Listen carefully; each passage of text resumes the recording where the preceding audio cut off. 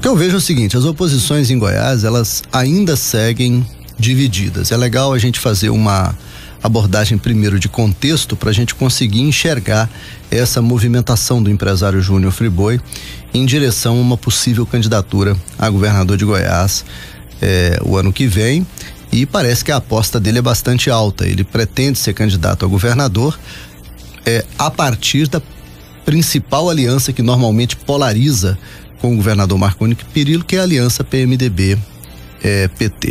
Sem dúvida nenhuma, Friboi engorda o lado PMDB-PT e enfraquece a terceira via, formada aí por Vanderlan Cardoso e por Ronaldo Caiado. Uma dessas candidaturas, a meu ver, caso esse encaminhar ele se fortaleça, uma dessas candidaturas, ou ambas, tende a sair do páreo, reforçando o quadro de polarização novamente para 2014, que é o quadro histórico das eleições em Goiás.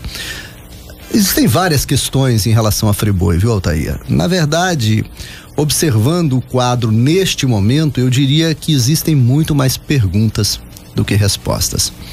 Talvez a pergunta mais importante é se Júnior Friboi conseguirá de fato se estabelecer como candidato dentro do PMDB e ainda trazer o PT para apoiá-lo, superando as fortes pré-candidaturas que essa aliança possui. Iris Rezende, Paulo Garcia e como um reserva de luxo, o prefeito de Anápolis, Antônio Gomídio.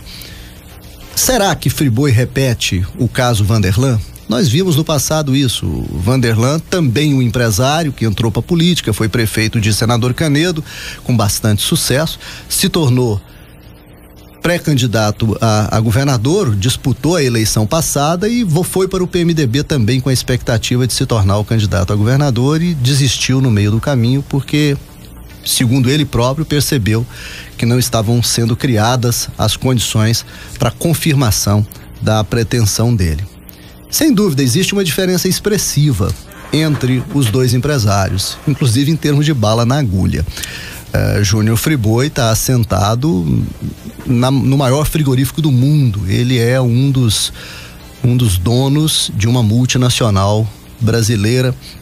É o maior fornecedor de proteína animal do mundo hoje, a empresa Friboi, que adorna o sobrenome dele, né? Friboi, por causa disso, tem muito mais dinheiro e conta, uma coisa que Vanderlan também não tinha, com pesos pesados no governo federal para apoiá-lo. Quais as negociações estiveram em curso para que esse apoio se consolidasse?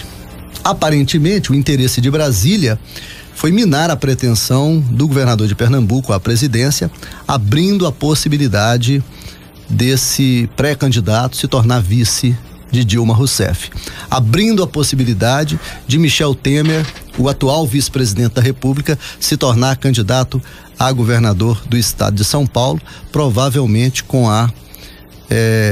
o apoio financeiro da própria Friboi.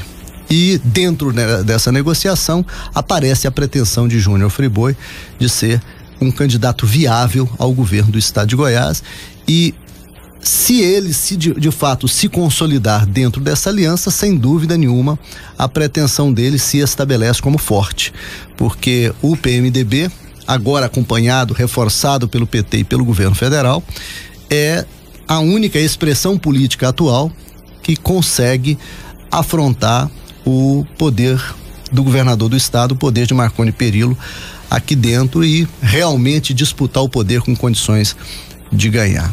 Mas até que ponto o apoio que Friboi tem de Brasília, do PMDB nacional, é suficiente para fazer com que o PT desista e o PMDB, os históricos do PT e do PMDB, desistam das suas pré-candidaturas?